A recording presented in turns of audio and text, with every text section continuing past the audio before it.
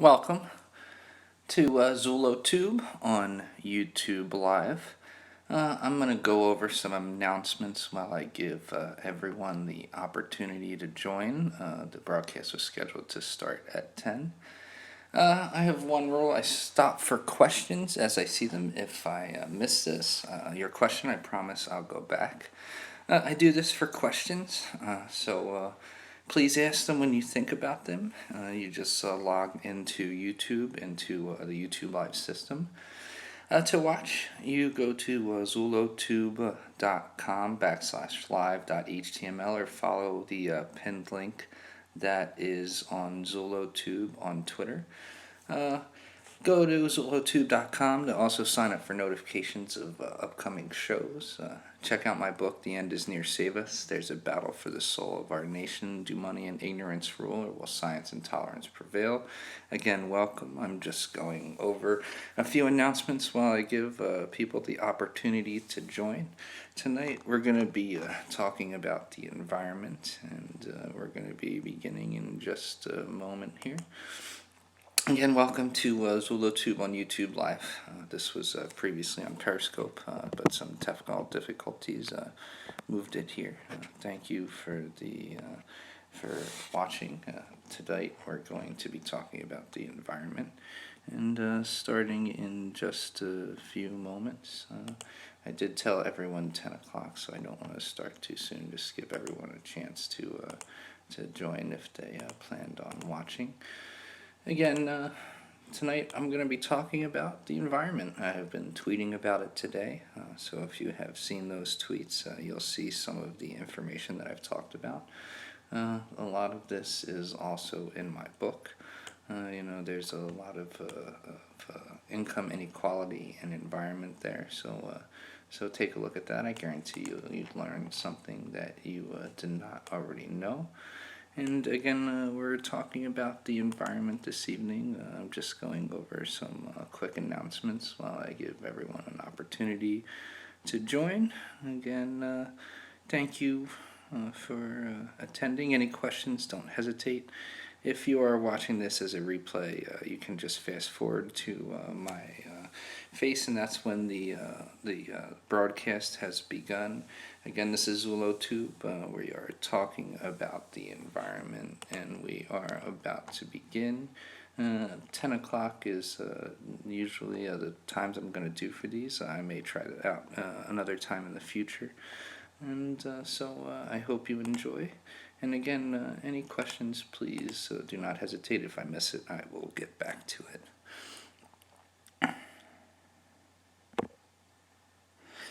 Good evening. So glasses, stick with the brand again. So tonight I'm going to be talking about the environment. Bear with me. I have lots of notes. This is a very complicated topic. I don't want to miss anything. So this is our home. We don't have another one. We can't afford to be wrong about it.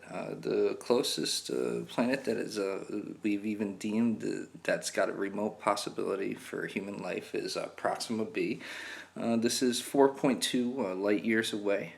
At the fastest propulsion we've invented that we've ever tried, I think it's something related to ion, it would take us 81,000 years to get there. So this is a distant thought, and so we, again, can't afford to be wrong. So looking at the environment, let's take a look at our home, Earth, okay? Earth operates in what's called a biological ecosystem. Now, this is a community of interacting organisms and their physical environment around them. Everything is a cycle and used. You eat, you excrete, that's used as fertilizer. So our cycle is used and reused over again in an ecosystem. A vital process in this ecosystem is the carbon cycle. Now, this is the exchange of carbon between us and our atmosphere. We are, in essence, carbon-based life forms. Without this exchange of carbon between us and our atmosphere, we die, and the exchange of carbon goes through everything that exists in this ecosystem.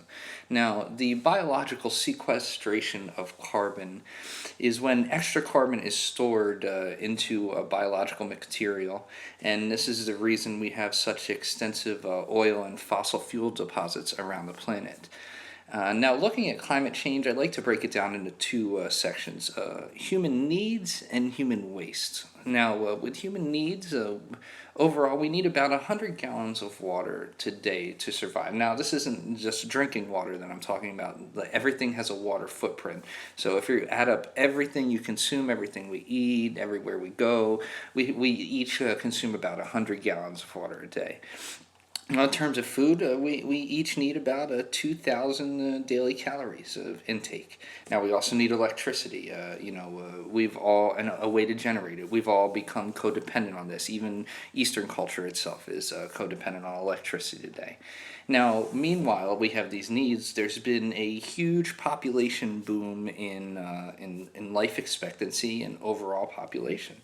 In 1950, the global population was 2.5 billion. Today, we are at nearly 7.5 billion, as if I recall.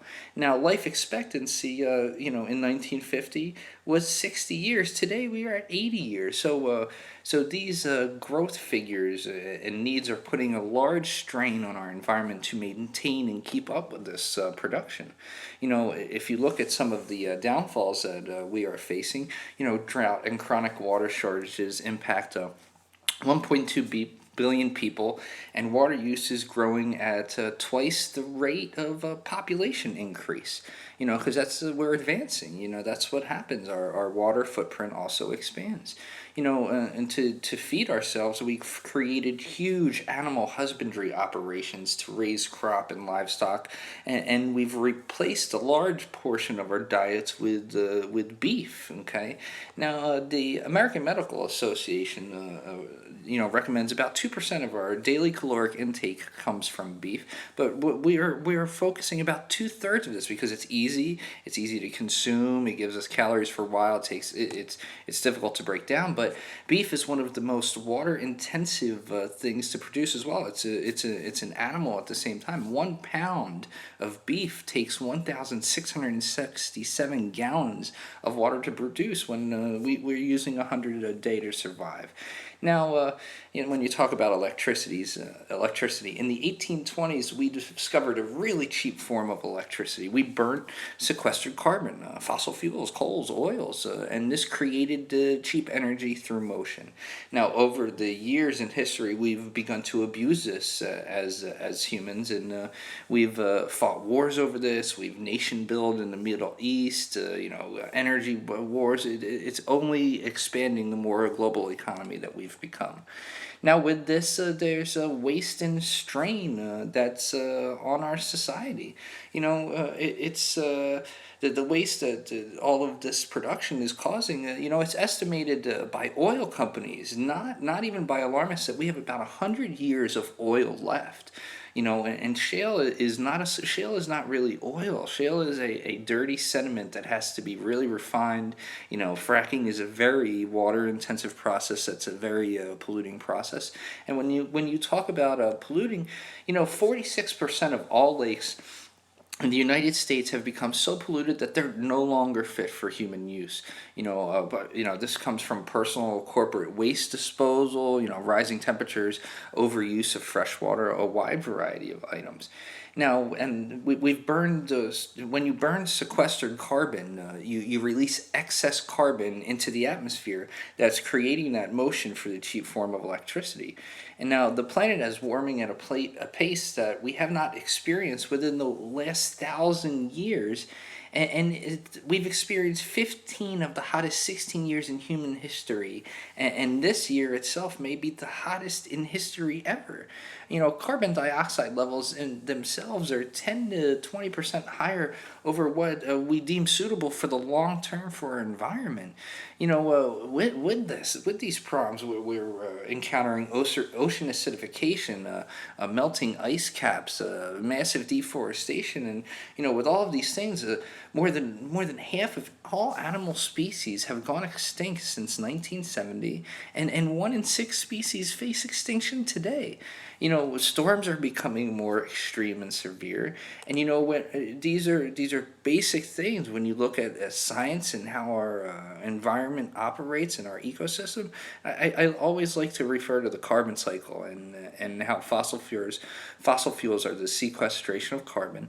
Now, people like to, if you look at the ice cores, which some say is how they deny climate change. In the past, that's where 1,000 years, the pace of increase, it's off the charts. It is really a scary thing right now. Our only hope really to curb this climate change crisis is a complete investment in renewable energy. Anything that really has the most minimal impact on the carbon cycle is what we really need to invest in. That is solar, wind, these types of any type of energy that is something that we get without creating energy to produce it is what we have to focus on. So I hope you enjoyed ZulloTube on the environment. I will be posting this for replay. I am considering not doing these live and just posting them as issue-based things, but I'd be interested in your comments. Again, thank you, and read my book, The End is Near, Save Us. There's a battle for the soul of our nation. Do money and ignorance rule, or will science and tolerance prevail? Thank you so much, and have a great night.